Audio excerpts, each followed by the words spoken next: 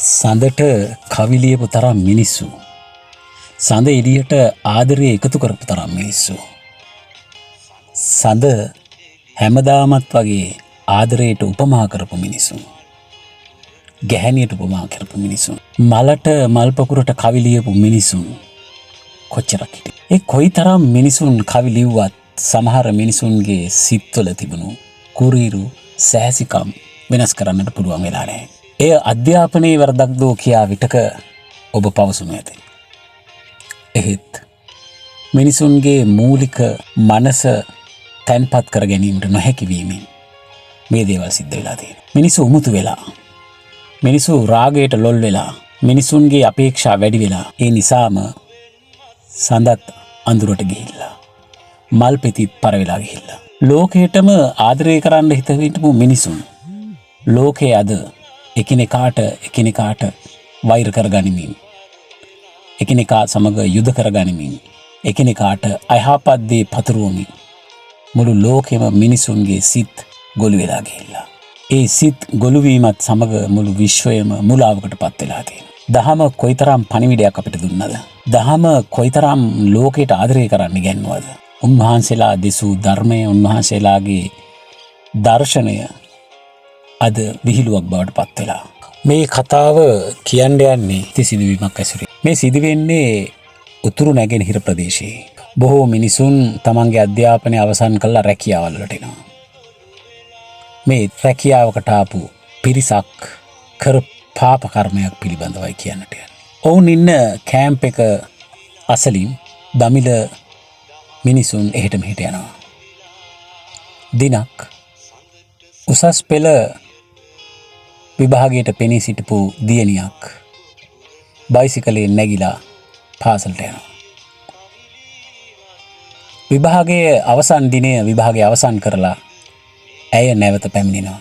ඇය පැමිණෙන්නේ බයිසිකලය තල්ලු කරමින්. ඒ එන අතරවාරයේ කැම්ප් එක නිලධාරීන් පිරිසක් ඇය දෙස බලා ඉන්නවා. ඔවුන් වහ මොනවද කියා ගන්නවා. අර ලස්සන දියණිය, රූමත් තරුණිය බයිසිකලය තල්ලු කරගෙන කැම්ප් එක අසලට එනවා. එකවරම ඔවුන් පැන ඇයව කැම්ප් එක අස්සට ඇදගෙන යනවා. බයිසිකලය පසකට විසික් වෙනවා. මේ රාගයෙන් ලොල් වෙච්ච මිනිසුන්, උමුතුවෙන් මත් වෙච්ච මිනිසුන් මේ දැරියව සමූහ දූෂණයට ලක් කරනවා.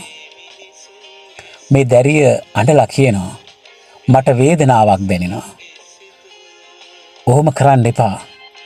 මට අමාරුයි. මට රිදෙනවා. මට ඉවසන්න බෑ. ඇය දමිළ භාෂාවෙන් සහ සිංහල භාෂාවෙන් දන්නා විදිහට කියනවා. ඒත් මේ පාපතර මිනිසුන් ඇයගේ වේදනාව,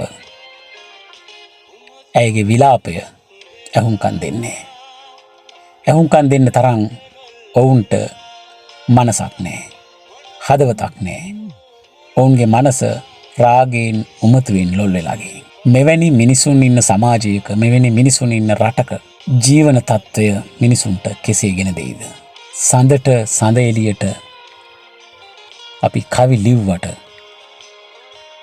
මලට මල් පොකුරට අපි කවි ලිව්වට, හැබෑම ජීවිතේ අපිට හම්බ වෙන්න මල් කැකුළු විනාශ කරලා, හැබෑම අපි දකින සඳ එළිය, සඳ දෙන ආදරය විහිළුවක් බවට පත් වෙලා, ගැහැණියට, ගැහැණු දරුවාට සලකන්නේ නැති සමාජයක් කොයි තරම්නම් අකාරුණික වේද? ලොව පුරාම මේ පැතිර යන්නේ මේ විනාශයද? අපි මදක් කල්පනා කර බලමු. මේ අපූර්ව ගී පද ලියන්නේ ලුවී මාකස් විසින්. මේට අපූර්වතම සංගීත සංයෝජනය, සංගීත අධ්‍යක්ෂණය මුසු කරන්නේ රොෂාන් ප්‍රනාන්දු. මේ යුගයේ අසහාය ගායකයා චාමර වීරසිංහ.